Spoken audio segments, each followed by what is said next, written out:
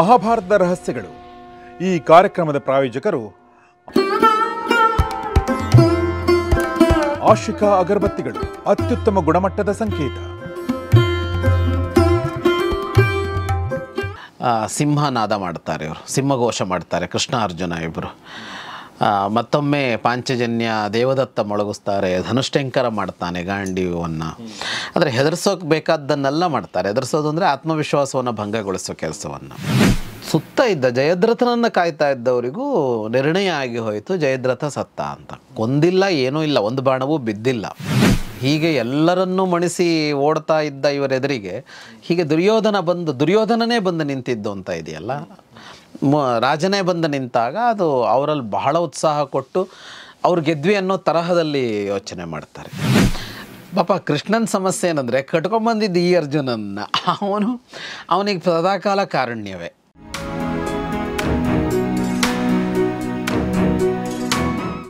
ಸ್ನೇಹಿತರೆ ನಮಸ್ಕಾರ. ಗೌರಿ ಶಕ್ಕಿ ಸ್ಟುಡಿಯೋದ ವಿಶೇಷ ಸರಣಿ ಸಂದರ್ಶನ ಕಾರ್ಯಕ್ರಮ ಮಹಾಭಾರತ ರಹಸ್ಯಗಳು, ದ ಸೀಕ್ರೆಟ್ಸ್ ಆಫ್ ಮಹಾಭಾರತ. ನಿಮಗೆಲ್ಲ ಆತ್ಮೀಯ ಸ್ವಾಗತ. ನಾನು ಗೌರಿ ಶಕ್ಕಿ. ಮಹಾಭಾರತ ರಹಸ್ಯಗಳನ್ನ ತಿಳಿಸ್ಕೊಡೋದಕ್ಕೆ ನಮ್ಮೊಂದಿಗೆ ಜಾಯ್ನ್ ಆಗಿದ್ದಾರೆ ವಿದ್ವಾನ್ Jagadish Sharma Sampa sir. Sir, welcome to the show. ನಮಸ್ತೆ. ನಮಸ್ತೆ. ಸೊ ನಾವು ಮಹಾಭಾರತ ಯುದ್ಧದ 14ನೇ ದಿನದ ಯುದ್ಧದಲ್ಲಿದ್ದೀವಿ ಮತ್ತು ಪೂರ್ವಾಹ್ನ ಮುಗಿದು ಅಪರಾಹ್ನ ಶುರು ಆಗಿದೆ. Correct sir? ಜಯದ್ರಥನ ಕೊಲ್ಲುವ ಏಕೈಕ ಉದ್ದೇಶ ಅರ್ಜುನಿಗಿದೆ ಮತ್ತು ಆತ ಅವ್ರ ಕಣ್ಣಿಗೆ ಬೀಳ್ತಾನೆ. ಬಟ್ ಮಧ್ಯದಲ್ಲಿ ಒಂದು ಪ್ರಾಕ್ಟಿಕಲ್ ಪ್ರಾಬ್ಲಮ್ ಬರುತ್ತೆ. ಏನಂದರೆ ಕುದುರೆಗಳು ಆಯಾಸಗೊಂಡಿರ್ತವೆ, ಆಮೇಲೆ ಅದಕ್ಕೆ ನೀರಡಿಕೆ ಆಗಿರುತ್ತೆ, ಸೊ ನೀರೆಲ್ಲೂ ಇಲ್ಲ. ಸೊ ಇಂಥ ಸಂದರ್ಭದಲ್ಲಿ ಏನು ಮಾಡಬೇಕು? ನೀರು ಕುಡಿಸೋಕ್ಕೆ ಆ ಒಂದು ಘಟನೆ ಕೂಡ ನಡೆಯುತ್ತೆ. ಒಂದು ನೀರನ್ನು ಬುಗ್ಗೆಯನ್ನು ಸೃಷ್ಟಿ ಮಾಡ್ತಾನೆ, ಸರೋವರನ ಸೃಷ್ಟಿ ಮಾಡ್ತಾನೆ ಅರ್ಜುನ. ಮತ್ತು ಕುದುರೆಗಳೆಲ್ಲ ಹೊರಳಾಡಿಕೊಂಡು ರೆಸ್ಟ್ ತಗೋತಾವೆ. ಅಂದರೆ ನಾನು ಯಾಕೆ ಇದನ್ನು ಹೇಳ್ತಾ ಇದ್ದೀನಿ ಅಂತಂದರೆ, ನಮಗೆ ಯುದ್ಧ ಮುಖ್ಯ ಆಗುತ್ತೆ, ಅವ್ರಿಗೂ ಕೂಡ ಯುದ್ಧನೇ ಮುಖ್ಯ ಆಗುತ್ತೆ. ಬಟ್ ಪ್ರಾಕ್ಟಿಕಲ್ ಪ್ರಾಬ್ಲಮ್ಗಳು ಕೂಡ ಮಧ್ಯದಲ್ಲಿ ಬರ್ತವೆ. ಬಂದಾಗ ಈ ಥರ ನಾವು ಮಾಡಬೇಕಾಗುತ್ತೆ ಅನ್ನೋದನ್ನ, ಅಂದರೆ ಇದನ್ನು ಇಗ್ನೋರ್ ಮಾಡ್ಬೋದಾಗಿತ್ತಲ್ಲ. ಹೌದು ಅಲ್ವಾ? ವ್ಯಾಸರು ಇದನ್ನು ಬರೀ ಅವಶ್ಯಕತೆ ಏನಿತ್ತು ಸರ್? ಹೌದು, ಖಂಡಿತ ಇರಲಿಲ್ಲ.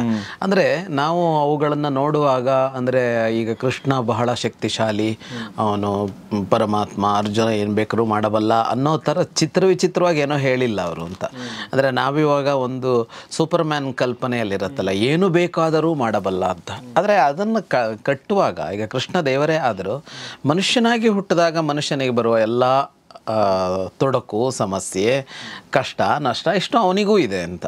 ಹಾಗಾಗಿ ಅವನು ಅದನ್ನು ತುಂಬ ಪ್ರಾಕ್ಟಿಕಲ್ಲಾಗಿಯೇ ನೋಡ್ಕೊಂಡು ಹೋಗಬೇಕೇ ಹೊರತು, ಈಗ ಕೃಷ್ಣನ ಕೈಗೆ ಅಂಥ ಶಕ್ತಿ ಇಲ್ವ? ಕುದುರೆಯನ್ನು ಮುಟ್ಟಿದ ಕೂಡಲೇ ಅದು ಚೈತನ್ಯಮಯವಾಗುವಂತೆ ಮಾಡೋದಕ್ಕೆ ಬರಲ್ವಾ? ಅಂದರೆ ಭಗವಂತನಾಗಿ ಕೃಷ್ಣನಿಗೆ ಶಕ್ತಿ ಇಲ್ಲ ಅಂತೇನೂ ಇಲ್ಲ. ಆದರೆ ಇಲ್ಲಿಗ ಅವನು ಕೃಷ್ಣ, ಇಲ್ಲಿಗ ಅವನು ಸಾರಥಿ, ಅವನು ಅದನ್ನು ಮೀರೋದೇ ಇಲ್ಲ ಅಂತ. ಅದಕ್ಕೆ ಆ ಚೌಕಟ್ಟಿನೊಳಗೇ ಇರ್ತಾನೆ ಅನ್ನೋದಿದೆಯಲ್ಲ, ಅದನ್ನು ಈ ಕತೆ ಹೇಳುತ್ತೆ ಅಂತ. ಅದ್ರ ಜೊತೆಗೆ ಇನ್ನೊಂದು ಪ್ರಾಕ್ಟಿಕಲ್ ಪ್ರಾಬ್ಲಮ್ ನನಗನ್ಸೋದು, ಅಂದರೆ ಈಗಿನ ನಮ್ಮ ಮಾಡರ್ನ್ ಮನುಷ್ಯರಿಗೆ ಅನಿಸುವಂಥದ್ದು ಏನಂದರೆ, ಈ ಅರ್ಜುನ ಒಂದು ಬಾಣ ಬಿಟ್ಟು ನೀರನ್ನು ಉಕ್ಸೋದು, ಆಮೇಲೆ ರಾಮ ಒಂದು ಕಲ್ಲನ್ನು ಸರಿಸಿದ್ರೆ ಅಲ್ಲಿ ನೀರು ಬರೋದು, ಇದೆಲ್ಲ ಏನು ತೋರಿಸುತ್ತೆ ಸರ್ ನಿಮ್ಮ ಪ್ರಕಾರ? ಈ ಅರ್ಜುನ ಬಾಣ ಬಿಟ್ಟು ನೀರು ತರಿಸಿದ ಅನ್ನೋದನ್ನು ಇಲ್ಲಿ ಅವರು ಹೇಳುವಾಗ ಅದು ಪವಾಡ ಅಂತ ಹೇಳಲ್ಲ, ಅರ್ಜುನನ ಶಸ್ತ್ರವಿದ್ಯೆಯ ಸಾಮರ್ಥ್ಯ ಅಂತ ಹೇಳ್ತಾರೆ ಅವರು. ಅಲ್ಲಿ ಒಂದು ಸರೋವರ ಸೃಷ್ಟಿ ಮಾಡ್ದ ಅಂದರೆ, ನೀವೊಂದು ಒಳ್ಳೆ ಶಬ್ದ ಬಳಸಿದ್ರಿ, ಬುಗ್ಗೆ ಅಂತ. ನೀರಿನ ಬುಗ್ಗೆ ಮೇಲೆ ಬರುವಂತೆ ಮಾಡ್ದ ಅಂತ. ಬುಗ್ಗೆ ಹೀಗೆ ಉಕ್ತಾ ಬಂದಾಗ ಏನಾಗುತ್ತೆ, ನೀರು ತುಂಬಿಕೊಳ್ತಲ್ಲ, ಅದು ಸರೋವರದ ಥರ ಆಯಿತು ಅಂತ. ಸರೋವರ ಸೃಷ್ಟಿ ಅಂದರೆ ಹಾಗೆ, ಅದಕ್ಕೆ ಪಾವಟಿಗೆ ಕಟ್ಟಿ ಕಲ್ಲು ಕಟ್ಟಿ ಮಾಡ್ದ ಅಂತಲ್ಲ. ಈ ನೀರಿನ ಬುಗ್ಗೆ ಅನ್ನೋದು ಕೆಳಗಡೆ ಇರುತ್ತೆ, ಅಲ್ಲಿಂದ ಒಡೆದ ಮೇಲೆ ಬರಬೇಕು. ಈಗ ನಾವು ಬಾವಿ ತೆಗಿತಿದ್ವಿ ಮೊದಲು, ಇವಾಗ ಬೋರ್ವೆಲ್ ತೆಗಿತೀವಿ. ಇವುಗಳಲ್ಲಿ ಏನು ಮಾಡ್ತೀವಿ ಅಂದರೆ, ಎಲ್ಲಿ ನೀರು ಸಿಗುತ್ತೋ ಅಲ್ಲಿಯವರೆಗೆ ಇದನ್ನು ಬಿಡಿಸ್ತೀವಿ. ಹೌದು, ಅದರ ಮೇಲಿರುವ ಮಣ್ಣು ಕಲ್ಲುಗಳನ್ನು ಬಿಡಿಸಿದಾಗ ನಮಗೆ ನೀರು ಸಿಗತ್ತೆ ಅಂತ ಅನ್ನೋದಿದೆಯಲ್ಲ, ಇಷ್ಟೇ. ನೀರು ನಮಗೆ ಸಿಗಬೇಕು ಅಂತನ್ನುವಾಗ ಇಷ್ಟೇ ಇರೋದು. ಅವನ ಆ ಬಾಣ ಅನ್ನೋದು ಏನಿತ್ತು, ಅದು ಹೋಗಿ ಭೂಮಿಯನ್ನು ಹಾಗೆ ಸೀಳಿ ಅಲ್ಲೆಲ್ಲ ಒಂದು ಕಡೆ ನೀರು ನಿಂತಿರುತ್ತಲ್ಲ, ಒಂದು ಬಂಡೆ ಹಾಸುಗಳಿರುತ್ತೆ ಕೆಳಗಡೆ, ಹಾಗೇ ಇರೋದು ಹಾಸು ಬಂಡೆಗಳಿರುತ್ತೆ, ಅಲ್ಲಿ ನೀರು ನಿಂತಿರುತ್ತೆ ಅನ್ನೋ ತರಹದ್ದು ಇರೋದಲ್ಲ. ಕೆಳಗಡೆ ನೀರನ್ನು ಶೇಖರಣೆ ಮಾಡ್ಕೊಂಡಿರುತ್ತೆ ಭೂಮಿ ಅಂತ. ಅದನ್ನು ಗುರುತಿಸಿ ಹೊಡೆದ ಅಲ್ಲಿ ಒಂದು ನೀರು ಮೇಲೆ ಬರೋದಕ್ಕೆ ಜಾಗ ಆಯ್ತದು ಅಂತ, ಒಂದು ಬುಗ್ಗೆ ಥರ ಮೇಲೆ ಉಕ್ಕೋದಕ್ಕೆ, ನೀರು ಉಕ್ಕತ್ತಲ್ಲ ಭೂಮಿಯಿಂದ, ಹಾಗೆ ಉಕ್ಕೋದಕ್ಕೊಂದು ಅವಕಾಶ ಆಯಿತು ಅಂತ. ಅಲ್ಲಿ ಕಾಣೋದೇನು ಅಂದರೆ, ಅವನಿಗೆ ಎಲ್ಲಿ ಕೆಳಗಡೆ ನೀರಿದೆ ಅನ್ನೋದು ಗೊತ್ತಿತ್ತು ಅಂತ. ಈಗ ಜಲ ನೋಡೋದು ಅಂತ ಒಂದು ಪದ್ಧತಿ ಇದೆ ನಮ್ಮಲ್ಲಿ, ವಿಜ್ಞಾನವೂ ಇದೆ. ಹಾಗೆಯೇ ಜನಪದದಲ್ಲಿ ಸಾವಿರಾರು ತರಹದಲ್ಲಿದೆ. ತೆಂಗಿನಕಾಯಿ ಇಟ್ಕೊಂಡು ಹೋಗ್ತಾರೆ, ಒಂದು ಒಣಗಿರೋ ಕಡ್ಡಿ ಇಟ್ಕೊಂಡು ಹೋಗ್ತಾರೆ. ಹೋದಾಗ ಅಲ್ಲಿ ಕೆಳಗಡೆ ನೀರಿದ್ರೆ ಗೊತ್ತಾಗತ್ತೆ ಅಂತ. ನೀವು ನೋಡಿರ್ಬೋದು. ನೋಡಿದ್ದೀನಿ. ಅದೇನು ಅವ್ರ ವಿದ್ಯೆ ಕೂಡ ಅಲ್ಲ. ನಾನು ತೆಂಗಿನಕಾಯಿ ಇಟ್ಕೊಂಡು ಹೋಗಿದ್ದೀನಿ, ಬೇರೆಗೆ ಇಟ್ಕೊಂಡು ಹೋಗಿದ್ದೀನಿ. ಹಿಂಗೆ ತೆಂಗಿನಕಾಯಿ ಇಟ್ಕೊಂಡು ಹೋದರೆ ಕೆಳಗಡೆ ನೀರಿದ್ದಾಗ ಅದು ಹಿಂಗೆ ನಿಲ್ಲತ್ತೆ ತನ್ನಷ್ಟಕ್ಕೆ. ಅದು ಯಾವ ವಿದ್ಯೆ ಅಲ್ಲ, ಅದು ನೀರಿದ್ದಾಗ ಗೊತ್ತಾಗುತ್ತೆ ಅದು. ಅಥವಾ ಕಡ್ಡಿ ಇದ್ದರೆ, ಕೆಳಗಡೆ ನೀರಿದ್ದರೆ ಒಂದು ಒಣ ಕಡ್ಡಿ ಅದು ಹಿಂಗೆ ಮೇಲ್ಗಡೆ ಬರುತ್ತೆ, ಅದು ಸಹಜವಾಗಿದೆ, ಅದು ಸೈನ್ಸ್. ಅದು ಅವ್ರಿಗೇನು ಕಲ್ತ್ಕೊಂಡಿದ್ದಾರೆ ಅಂದರೆ ಯಾವ ಕಡೆಯಿಂದ ನೀರು ಬರ್ತಾ ಇದೆ, ಯಾವ ಕಡೆ ನೀರು ಹೋಗ್ತಾ ಇದೆ, ಎಷ್ಟು ಪ್ರಮಾಣದಲ್ಲಿ ನೀರಿದೆ ಅನ್ನೋದನ್ನು ಅರ್ಥ ಮಾಡಿಕೊಳ್ಳುವ ಒಂದು ವಿಧಾನ ಅವ್ರಿಗೆ ಗೊತ್ತಿರುತ್ತೆ, ನಮಗಿಂತ ಹೆಚ್ಚು ಜಲ ನೋಡೋರಿಗೆ. ನೀರು ಕಂಡ ಮಾತ್ರಕ್ಕೆ ಅಲ್ಲಿ ಬೋರ್ವೆಲ್ ತೆಗೆದ್ರೆ ಎಷ್ಟಡಿ ನೀರು ಬರುತ್ತೆ ಅಂತ ಗೊತ್ತಾಗಬೇಕು, ಬಾವಿ ತೆಗೆದ್ರೆ 365 ದಿವಸ ನೀರಿರುತ್ತೆ ಅಂತ ಗೊತ್ತಾಗಬೇಕಲ್ವಾ. ಅದು ಅವರಿಗೆ ಪರಂಪರೆಯಿಂದ ಬಂದಿರುತ್ತೆ. ಇವು ವಿದ್ಯೆಗಳು. ಅರ್ಜುನನಿಗೆ ಇಲ್ಲಿ ನೀರು ಸಿಗತ್ತೆ ಅನ್ನೋದು ಗೊತ್ತು ಮಾಡ್ಕೊಳ್ಳೋದಕ್ಕಾಯಿತು ಅನ್ನೋದು ಒಂದು ಮೊದಲನೇದು. ಇಲ್ಲಿ ಎರಡನೇದು, ಅದನ್ನು ಸೀಳಿ ತರಬೇಕಲ್ಲ, ಅವನಿಗೆ ಬಾಣದಿಂದ ಅದನ್ನು ಮಾಡೋದಕ್ಕೆ ಗೊತ್ತಿತ್ತು ಅನ್ನೋದು ಎರಡನೇದು ಕಾಣಿಸುತ್ತೆ ಇದರಲ್ಲಿ.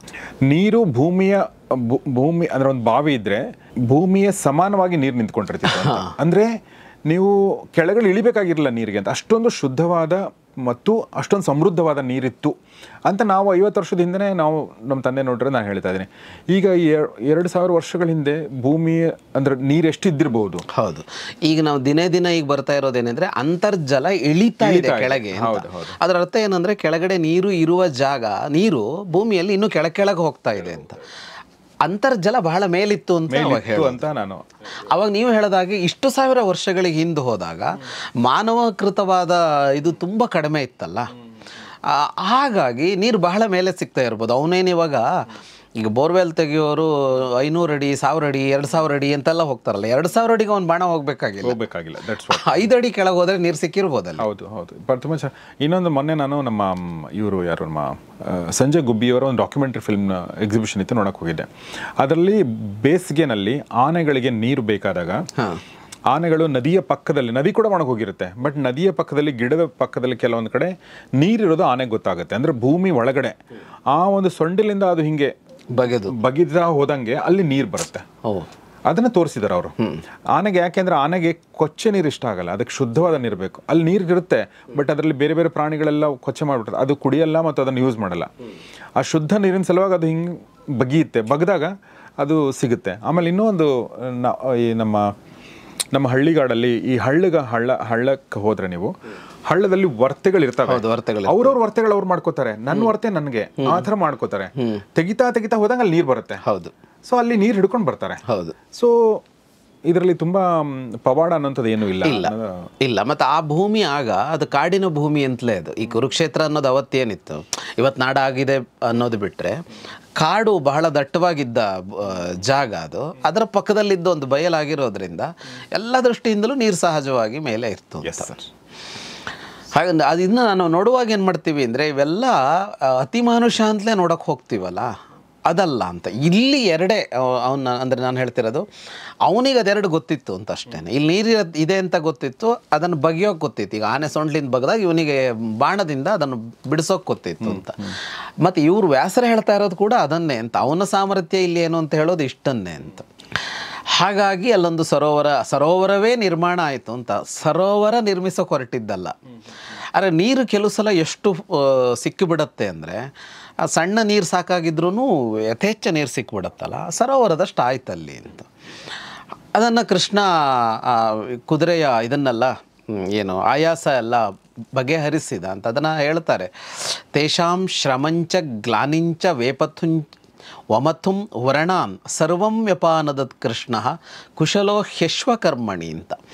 ಅಶ್ವಕರ್ಮದಲ್ಲಿ ಕುಶಲನಾಗಿದ್ದವನು ಅಂತ. ಅಂದರೆ ಒಂದು ಕುದುರೆಯ ಮನೋಭಾವ ಏನೋ, ಕುದುರೆಯ ದೇಹಧರ್ಮ ಏನೋ, ಅದನ್ನು ಮತ್ತೆ ಖುಷಿಪಡಿಸೋದು ಹೇಗೆ, ಉತ್ಸಾಹ ತುಂಬೋದು ಹೇಗೆ, ಅದು ಮತ್ತೆ ಓಡೋ ಹಾಗೆ ಮಾಡೋದು ಹೇಗೆ ಅನ್ನೋದು ಗೊತ್ತಿತ್ತು ಅವನಿಗೆ ಅಂತ. ಆ ಅಶ್ವವಿದ್ಯೆ ಗೊತ್ತಿತ್ತು ಅಂತ. ಹಾಗಾಗಿ ಅವನು ಅವುಗಳ ಶ್ರಮ ಆಯಾಸ ಇತ್ತಲ್ಲ ಅದನ್ನು ತೆಗೆದ. ಆಮೇಲೆ ಅವಕ್ಕೊಂಥರ ಮನಸ್ಸಿಗೆ ಸುಸ್ತು ಅಂತಾಗಿತ್ತಲ್ಲ, ಗ್ಲಾನಿ ಅಂತ ಹೇಳ್ತಾರೆ. ಅಂದರೆ ಗ್ಲಾನಿ ಅಂದರೆ ಏನು ಅಂದರೆ ಒಂಥರ ಸಾಕು ಅನ್ನೋ ಫೀಲ್ ಬರುತ್ತಲ್ಲ, ಅದು ಗ್ಲಾನಿ. ನಮಗೀಗ ಬೋರ್ ಆಗೋದು, ಮಾಡಿ ಬೋರ್ ಆಗೋದು. ಸುಸ್ತೇನಾಗಿಲ್ಲ ಆ ದೇಹಕ್ಕೆ, ಆದರೆ ಮನಸ್ಸಿಗೆ ಸಾಕು ಇದನ್ನೇ ಎಷ್ಟೊತ್ತು ಮಾಡೋದು ಅಂತ ಅನ್ಸಿರುತ್ತೆ. ಅದನ್ನು ತೆಗೆದ. ಆಮೇಲೆ ವೇಪಥು ಅಂತ ಹೇಳ್ತಾರೆ, ಅಂದರೆ ಒಂದು ಸಣ್ಣ ನಡುಕ ಇರತ್ತಂತೆ ಅವುಗಳಲ್ಲಿ. ಅದು ಈ ಆಯಾಸದ ಪರಿಣಾಮ. ಕುದುರೆಗಳು ಆ ನಡುಕ ನಿಲ್ಲಿಸ್ಬೇಕು, ಅದನ್ನು ತೆಗೆದನಂತೆ ಅದನ್ನು. ಬ್ಯೂಟಿಫುಲ್. ಆಮೇಲೆ ಅಂದರೆ ಇದೆಲ್ಲ ಏನು ಹೇಳುತ್ತೆ ಅಂದರೆ ಕುದುರೆಯನ್ನು ಸರಿಯಾಗಿ ಅರ್ಥ ಮಾಡ್ಕೊಂಡ್ರೆ ಮಾತ್ರ ಗೊತ್ತಾಗತ್ತೆ ಇದು. ಈಗ ಪ್ರಾಣಿಗಳನ್ನು ಈಗ ಅರ್ಥ ಮಾಡ್ಕೊಂಡವರು ಅದನ್ನು ಮುಟ್ಟಿ ಎಲ್ಲಿ ಮುಟ್ಟಬೇಕು, ಯಾವ ಪ್ರಾಣಿಗೆ ಹೇಗೆ ಮಾಡಿದರೆ ಸಮಾಧಾನ ಆಗುತ್ತೆ ಅಂತೆಲ್ಲ ಗೊತ್ತಿರುತ್ತಲ್ಲ ಅವರಿಗೆ. ಅಂದರೆ ಈಗ ಪಳಗಿಸೋರು ಇರ್ತಾರಲ್ಲ, ಆನೆ ಪಳಗಿಸೋರು ಕುದುರೆನೋ ಅವ್ರುಗಳಿರ್ತಾರಲ್ಲ, ಇಲ್ಲಿ ಅವರದನ್ನು ಸ್ಪಷ್ಟವಾಗಿ ಕುಶಲಃ ಅಶ್ವಕರ್ಮಣಿ ಅಂತ ಹೇಳುವಾಗ ಕೃಷ್ಣನಿಗೆ ಆ ವಿದ್ಯೆ ಚೆನ್ನಾಗಿ ಗೊತ್ತಿತ್ತು ಅಂತಲೇ ಹೇಳ್ತಾರೆ. ಅದನ್ನ ಶಲ್ಯಾನುಧೃತ್ಯ ಪಾಣಿಭ್ಯಾಂ ಪರಿಮೃಜ್ಯ ಚ ತಾನ್ಹಯಾನ್ ಅಂತ. ಅಂದರೆ ಅದಕ್ಕೆ ಬಾಣಗಳು ತಕ್ಕೊಂಡಿರುತ್ತೆ ಅಲ್ಲೆಲ್ಲ, ಅದನ್ನು ತನ್ನ ಕೈಯಿಂದ ಕಿತ್ತು ತೆಗೆದು ಅದನ್ನು ಸವರಿ ಪರಿಮೃಜ್ಯ ಅಂತ ಆ ಗಾಯ ಆಗಿರುತ್ತಲ್ಲ ಅದನ್ನೆಲ್ಲ ಮಾಡಿ ಶುದ್ಧವಾದ ನೀರು ಕುಡಿಸಿದ ಅವುಗಳಿಗೆ ಅಂತ. ಅದಾದ ಮೇಲೆ ಅವು ಮತ್ತೆ ಮೊದಲಿನ ಇದಕ್ಕೆ ಬಂದವು ಅವರು ಕುದುರೆಗಳು. ಬೆಳಗ್ಗೆ ಎದ್ದ ಕೂಡಲೇ ರಥಕ್ಕೆ ಕಟ್ಟಿದರೆ ಯಾವ ಉತ್ಸಾಹದಲ್ಲಿ ಇರ್ತೀವೋ ಅದಕ್ಕೆ ಬಂದ್ವಲ್ಲ. ಅದಾದಮೇಲೆ ಸಂಹೃಷ್ಟ ಯೋಜಯಾಮಾಸ ಪುನರೇವ ರಥೋತ್ತಮೆ, ಬಹಳ ಖುಷಿಯಿಂದ ಮತ್ತೆ ಅದನ್ನು ರಥಕ್ಕೆ ಕಟ್ಟಿದ ಅಂತ. ಇಷ್ಟೊತ್ತು ತನಕ ಇವನೇನು ಮಾಡ್ತಾ ಇದ್ದ ಅರ್ಜುನ ಅಂದರೆ ಅರ್ಜುನನ ಮೇಲೆ ಅವ್ರು ದಾಳಿ ನಿಲ್ಲಿಸಿರ್ಲಿಲ್ವಲ್ಲ, ಈಗ ಇದಾಗಿ ಸಿಕ್ಬಿಟ್ಟಿದ್ದಾನೆ ರಥರಹಿತನಾಗಿ. ಯಾಕೆಂದರೆ ಆ ಯುದ್ಧಗಳಲ್ಲಿ ಅವರು ಮೊದಲೇನು ಮಾಡ್ತಾ ಇದ್ರು ಅಂದರೆ ರಥರಹಿತರನ್ನಾಗಿ ಮಾಡ್ತಾಯಿದ್ರು.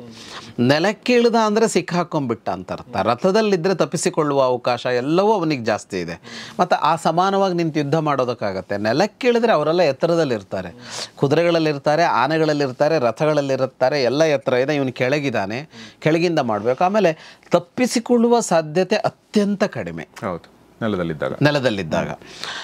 ಮತ್ತು ಏಕಾಕಿ ಆಗಿಬಿಡ್ತಾನೆ. ಅಲ್ಲಿದ್ದಾಗ ಆಗಲ್ಲ, ಸಾರಥಿ ಇರ್ತಾನೆ, 4 ಕುದುರೆಗಳ ಬೆಂಬಲವೂ ಅವನಿಗಿರುತ್ತೆ.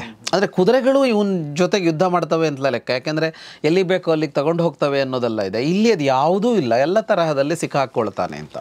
ಹಾಗಾಗಿ ಅವರಿಗೂ ಅರ್ಜುನ ಸಿಕ್ಕಾಕ್ಕೊಂಡ ಅನ್ನೋ ಉತ್ಸಾಹದಲ್ಲಿ ನುಗ್ಗಿದ್ರು. ಆದರೆ ಅವನು ಹಾಗೆಯೇ ನಿಂತು ಅವರನ್ನು ತಡಿತಾ ಇದ್ದವನು.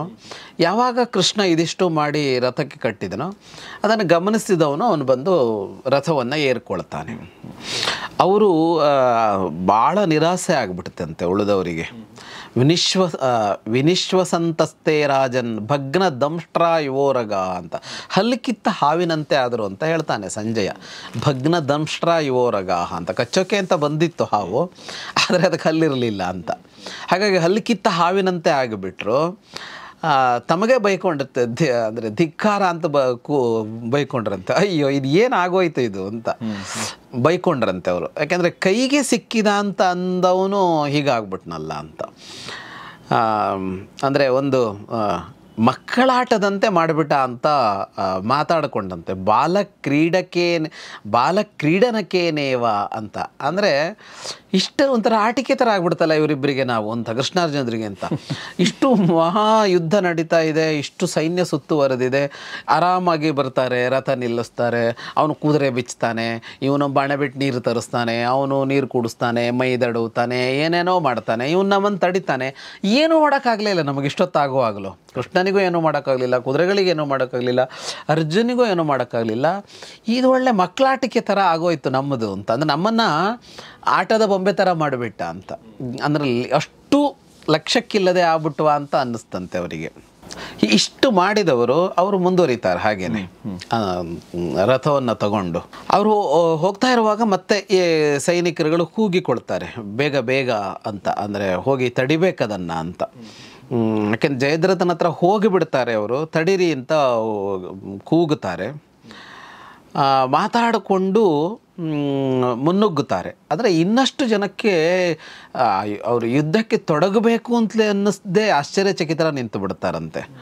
ಅದೃಷ್ಟಪೂರ್ವಂ ಸಂಗ್ರಾಮಿ ತದೃಷ್ಟ ಮಹದದ್ಭುತಂ ಅಂತ. ನಾವು ಇಲ್ಲಿಯವರೆಗೆ ಎಷ್ಟು ಯುದ್ಧಗಳನ್ನು ನೋಡಿದ್ದೀವಿ, ರಾಜರುಗಳು ಮಾತಾಡ್ಕೊಂಡಿದ್ದು, ಇಂಥದ್ದೊಂದು ನೋಡಲಿಲ್ವಲ್ಲ ಅಂತ ಅಚ್ಚರಿಯಿಂದ ಸುಮ್ಮನೆ ನಿಂತ್ಕೊಂಡ್ಬಿಡ್ತಾರೆ ಒಂದಿಷ್ಟು ಜನ. ಮತ್ತು ಅವರುಗಳು ದುರ್ಯೋಧನನಿಗೆ ಬೈತಾರೆ. ಅಂದರೆ ಅವನ ಒಬ್ಬನ ಅಪರಾಧದಿಂದ, ದುರ್ಯೋಧನಾಪರಾಧೇನ ಕ್ಷತ್ರಂ ಕೃತ್ನಾಚ ಮೇದಿನಿ ಅಂತ, ಇಡೀ ಕ್ಷತ್ರಿಯ ಕುಲವೇ ಕಷ್ಟಕ್ಕೆ ಒಳಗಾಗಿಬಿಡ್ತು ಅಂತ ಮಾತಾಡ್ಕೋತಾರೆ. ಯಾಕೆಂದರೆ ಪದೇ ಪದೇ ಅವ್ರಿಗೆ ಅರ್ಥ ಆಗ್ತಾ ಇದೆ, ಇವರು ಸುಲಭದ ತುತ್ತಲ್ಲ, ಅಂದರೆ ನಮ್ಮ ಕಪ್ ಆಫ್ ಟೀ ಅಲ್ಲ ಅಂತ ಹೇಳ್ತಾರಲ್ಲ, ಹೋಗಿ ಹೋಗಿ ಇವ್ರ ಜೊತೆಗೆ ಅವನು ಮಾಡ್ಕೊಂಡಲ್ಲ ಅನ್ನೋ ತರಹದ ಮಾತುಕತೆಗಳನ್ನು ಆಡ್ತಾರೆ. ಇಷ್ಟಾದರೂ ಅವನಿಗೆ ಅರ್ಥ ಆಗಲ್ಲ ಅಂತ ಬೈತಾರೆ. ಇಷ್ಟಾದರೂ ತಚ್ಚ ರಾಜ ನಬುದ್ಧ್ಯತೆ ಅಂತ ಅವನಿಗೆ ಅರ್ಥನೇ ಆಗ್ತಾ ಇಲ್ಲ ಅಂತ ಧೃತರಾಷ್ಟ್ರನನ್ನು ಸೇರಿ ಹೇಳ್ತಾರೆ. ಧೃತರಾಷ್ಟ್ರೋತ್ತಿಯಂಗತಃ ಅಂತ ಅವನು ಇಲ್ಲಿ ಅಧಃಪತನಕ್ಕೆ ಹೋಗ್ತಾ ಇದ್ದಾನೆ, ಆದರೆ ಅವರಿಗೆ ಅರ್ಥ ಆಗ್ತಾನೇ ಇಲ್ಲ ಅಂತ. ಜಯದ್ರಥ ಅವನು ಮಾಡ್ಕೊಂಡಿದ್ದಾನೆ, ಅವನು ಸಾಯ್ತಾನೆ ಅಷ್ಟೇ, ನಾವೇನು ಮಾಡೋಕ್ಕಾಗಲ್ಲ ಅಂತ ಬಂತಂತೆ ಅವರಿಗೆ. ಅವನು ಮಾಡಿದ ತಪ್ಪದು, ಮತ್ತು ಗತಸ್ಥೆ ಯಮಸಾಧನಂ ಅಂತ ಅವನು ಸತ್ತಾಯ್ತು ಅವನು ಅಂತ. ಅವ್ರು ಹೀಗೆ ಮಾತಾಡ್ತಾ ಇರುವಾಗ ಇವರ ಇದು ಬಹಳ ವೇಗವಾಗಿ ಮತ್ತಷ್ಟು ವೇಗವಾಗಿ ಹೋಗುತ್ತೆ. ಮೊದಲೇ ವೇಗ ಅಂತ ಬಂದಿತ್ತಲ್ಲ, ದ್ರೋಣರು ಹೇಳಿದ್ರಲ್ಲ 3 ಕ್ರೋಶ ಮುಂದೆ ಓಡ್ತಾರೆ ಅವರು ಬಾಣಕ್ಕಿಂತ ಮುಂದೆ ಅಂತ, ಶರವೇಗಕ್ಕಿಂತ ಮುಂದೆ ಅಂತ. ಈಗಂತೂ ಇನ್ನೂ ಇವರಿಗೂ ಉತ್ಸಾಹ ಬಂದಿದೆ, ಕುದುರೆಗಳು ಸಿದ್ಧವಾಗಿವೆ, ಮತ್ತು ಅದೊಂಥರ ಇವರಿಗೂ ಖುಷಿ ಕೊಟ್ಟಿರತ್ತಲ್ಲ. ಅಂದರೆ ಮಂಗ ಮಾಡಿ ಹೋದ್ವಿ ಅನ್ನೋ ಥರದ್ದೊಂದಿರತ್ತಲ್ಲ, ಏನೂ ಮಾಡ್ಕೊಳಕ್ಕಾಗಿಲ್ಲ ಅಂತ. ಹಾಗಾಗಿ ಇನ್ನಷ್ಟು ಶೀಘ್ರವಾಗಿ ಮುಂದೆ ಹೋದರು ಅವರು. ಅಳಿದುಳಿದವರು ಒಂದಿಷ್ಟು ಜನ ಮತ್ತೆ ಸೇರಿ ನುಗ್ಗಿ ತಡೆಯೋದಕ್ಕೆ ಪ್ರಯತ್ನ ಪಟ್ಟರೆ ತಡೆಯೋದಕ್ಕೆ ಆಗೋದೇ ಇಲ್ಲ ಇವರನ್ನು. ಹಾಗೆ ಇವರು ಓಡ್ತಾನೆ ಹೋಗ್ತಾರೆ. ಅಂದರೆ ಅವ್ರ ಬಾಣಗಳು ತಾಗಲೇ ಇಲ್ಲ ಅಂತ ಹೇಳ್ತಾರೆ. ಅವ್ರ ಬಾಣ ಬಿಟ್ಟರೆ ಎಷ್ಟು ದೂರ ಹೋಗಿ ತಾಗಬೇಕು, ಅದಕ್ಕಿಂತ ಮುಂದೆ ಹೋಗ್ಬಿಟ್ಟಿರ್ತಾರೆ ಇವರು ಅಂತ. ಈಗ ಹಿಂದಿಂದ ಅಟ್ಟಿಸ್ಕೊಂಡು ಬರ್ತಾ ಇದ್ದಾರೆ, ಅಲ್ಲದು ಯಾವುದೂ ತಾಗಲೇ ಇಲ್ಲ ಅಂತ. ಇಷ್ಟಾಗಿ ಅವರು ತಡಿತಲ್ಲೂ ಇದ್ದರು, ಪ್ರಯತ್ನ ಪಡ್ತಲೂ ಇದ್ದರು, ಇವನು ಮುನ್ನುಗ್ತಾ ಇದ್ನಲ್ಲ. ಇದು ಈಗ ದುರ್ಯೋಧನ ಆ ಕಡೆ ನುಗ್ಗುತ್ತಾನೆ. ಅವನು ಬರ್ತಾ ಇದ್ನಲ್ಲ ಅಲ್ಲಿಂದ ಅದೇ ಇವನ ಜೊತೆ ಮಾತಾಡಿದ್ಮೇಲೆ, ದ್ರೋಣರ ಜೊತೆ ಮಾತಾಡಿದ ಮೇಲೆ ಒಂದವ್ರು ಇದನ್ನ ಕವಚ ತೊಡಿಸಿದ್ರಲ್ಲ, ಅದಾದ್ಮೇಲೆ ಅವನು ಬರ್ತಾನೆ. ಅಷ್ಟೊತ್ತಿಗೆ ಯಾವಾಗ ಅಂದರೆ ದುರ್ಯೋಧನನೇ ಮುನ್ನುಗ್ಗಿ ಬರ್ತಾ ಇದ್ದಾನೋ ಕೌರವ ಸೈನ್ಯಕ್ಕೆ ಮತ್ತೊಂದು ಸಲ ಉತ್ಸಾಹ ಬಂತು ಅಲ್ಲಿದ್ದ ಸೈನ್ಯಕ್ಕೆ ಅಂತ. ಹಾಗಾಗಿ ಅವನನ್ನು ನೋಡಿದವರು ಮತ್ತೊಂದು ಉತ್ಸಾಹ ತುಂಬಿಕೊಂಡು ಅವನ ಹಿಂದೆ ಸೇರಿ ಈ ಕಡೆ ಬರ್ತಾರೆ. ಅವರಿಗೆ ಇಡೀ ಸೈನ್ಯದಲ್ಲಿ ಎಲ್ಲ ಕಡೆಗೂ ಆ ಮಾತುಕತೆ ಜೋರಾಗಿತ್ತಂತೆ. ಮತ್ತೆ ಹೇಳ್ತಾನೆ ಸಂಜಯ, ಇದು ಸಾಧ್ಯವೇ ಇಲ್ಲ ಅಂತ ಎಲ್ಲರೂ ಅಂದ್ಕೊಂಡಿದ್ರು ಅಂತ. ಒಂದು, ದ್ರೋಣರನ್ನು ದಾಟಿ ಬರೋದಕ್ಕಾಗೋದಿಲ್ಲ, ಅರ್ಜುನನೇ ಇರಲಿ ಯಾರೇ ಇರಲಿ, ಅರ್ಜುನನೇ ಬರಬೇಕಲ್ಲ. ಈಗ ದಾಟ್ಕೊಂಡು ಬಂದ್ಬಿಟ್ಟಿದ್ದಾರೆ. ದ್ರೋಣರೇ ಫಸ್ಟ್ ಇದ್ದಿದ್ದು, ಆರಂಭದಲ್ಲಿ ಇದ್ದಿದ್ದು. ದ್ರೋಣರಾದಮೇಲೆ ಕೃತವರ್ಮ ಇದ್ದ. ಕೃತವರ್ಮನನ್ನು ದಾಟೋದಕ್ಕೆ ಸಾಧ್ಯ ಇಲ್ಲ. ಇವರಿಬ್ಬರನ್ನು ದಾಟಿ ಅರ್ಜುನ ಯಾವ ಕಾರಣಕ್ಕೂ ಮುಂದೆ ಬರೋದಿಲ್ಲ ಅನ್ನುವ ವಿಶ್ವಾಸದಲ್ಲಿದ್ದರು. ಅದು ಎಲ್ಲರಿಗೂ ಹೇಗೆ ದಾಟಿ ಬಂದರು ಅನ್ನೋದು ಬಹಳ ದೊಡ್ಡ ಇದಾಗಿ ಹೋಯಿತು ಅಂತ. ಹಾಗಾಗಿ ಅವರೆಲ್ಲರಿಗೂ ಒಂದು ತೀರ್ಮಾನ ಆಗ್ತಾ ಹೋಯ್ತಂತೆ, ಜಯದ್ರಥ ಉಳ್ಕೊಳ್ಳಲ್ಲ ಅಂತ. ನಾಶಶಂಸುರ್ ಮಹಾರಾಜ ಸಿಂಧುರಾಜಸ್ಯ ಜೀವಿತಂ ಅಂದರೆ ಜಯದ್ರಥ ಉಳಿತಾನೆ ಅಂತ ಅವ್ರು ಯಾರಿಗೂ ಈಗ ಅನ್ನಿಸ್ಲೇ ಇಲ್ಲ ಅಂತ. ಅಂದರೆ ಇಲ್ಲಿಯವರೆಗೆ ದ್ರೋಣರನ್ನು ದಾಟಿ ಬರುವವರೆಗೆ ಅವರಿಗೊಂದು ಭರವಸೆ ಇತ್ತು, ಅದು ಹೋಗ್ಬಿಡ್ತು. ಇಷ್ಟಾಗಿ ನಾವು ಅಲ್ಲಿ ಜಯದ್ರಥ ಕಾಣಿಸಿಕೊಂಡನಲ್ಲ, ಈಗ ಇನ್ನೂ ಹತ್ತಿರ ಹೋದರು ಅವರು. ದೂರದಲ್ಲಿ ಕಾಣಿಸಿಕೊಂಡಿದ್ದ, ಆಗ ಅವ್ರ ರಥ ನಿಲ್ಲಿಸಿದ್ದು. ಇವರು ಇನ್ನೂ ಹತ್ತಿರ ಹೋದ್ರಲ್ಲ, ಇವ್ರಿಗಿನ್ನೂ ಜಯದ್ರಥ ಕಾಣಿಸ್ತಾ ಇದ್ನಲ್ಲ. ಸುತ್ತ ಇದ್ದ ಜಯದ್ರಥನನ್ನು ಕಾಯ್ತಾ ಇದ್ದವರಿಗೂ ನಿರ್ಣಯ ಆಗಿ ಹೋಯಿತು, ಜಯದ್ರಥ ಸತ್ತ ಅಂತ. ಕೊಂದಿಲ್ಲ, ಏನೂ ಇಲ್ಲ, ಒಂದು ಬಾಣವೂ ಬಿದ್ದಿಲ್ಲ. ಅಂದರೆ ಹೇಗೆ ಆತ್ಮವಿಶ್ವಾಸ ಅನ್ನೋದು ಕ್ಷೀಣಿಸ್ತಾ ಹೋಗ್ಬಿಡುತ್ತು ಅಂತ, ಆ ನುಗ್ಗುವಿಕೆ ಅನ್ನೋದು, ಇವರಿಬ್ಬರ ನುಗ್ಗುವಿಕೆ ಅನ್ನೋದು ಅಂತ. ದುರ್ಯೋಧನ ಇನ್ನೂ ಬಂದಿಲ್ಲ, ಅವ್ನು ಬರ್ತಾ ಇದ್ದಾನೆ ಅಂತ, ಹಿಂದ್ಗಡೆಯಿಂದ ಅವ್ನು ಬರ್ತಾ ಇದ್ದಾನೆ. ಅವ್ನು ಬರ್ತಾ ಇರೋ ಉತ್ಸಾಹ ನೋಡಿ ಅವನ ಜೊತೆ ಉಳಿದವ್ರು ಸೇರ್ಕೊಂಡು ಬರ್ತಾ ಇದ್ದಾರೆ. ಅಷ್ಟು ಬೇಗ ಬಂದು ತಲುಪೋಕ್ಕಾಗೋದಿಲ್ಲ, ಯಾಕೆಂದರೆ ದುರ್ಯೋಧನ ಹೋಗಿದ್ದು ದ್ರೋಣರಿದ್ದಲ್ಲಿಗೆ. ದ್ರೋಣರಿದ್ದಿದ್ದು ಸೈನ್ಯದ ಆರಂಭದಲ್ಲಿ, ಶಕಟವ್ಯೂಹದ ಮುಂಭಾಗದಲ್ಲಿದ್ದರು ಅವರು. ಅಷ್ಟರಲ್ಲಾಗಲೇ ಇವರು ದ್ರೋಣರನ್ನು ದಾಟಿ ಕೃತವರ್ಮನ್ ದಾಟಿ ಎಲ್ಲ ಮುಂದೆ ಬಂದಾಗಿದೆ.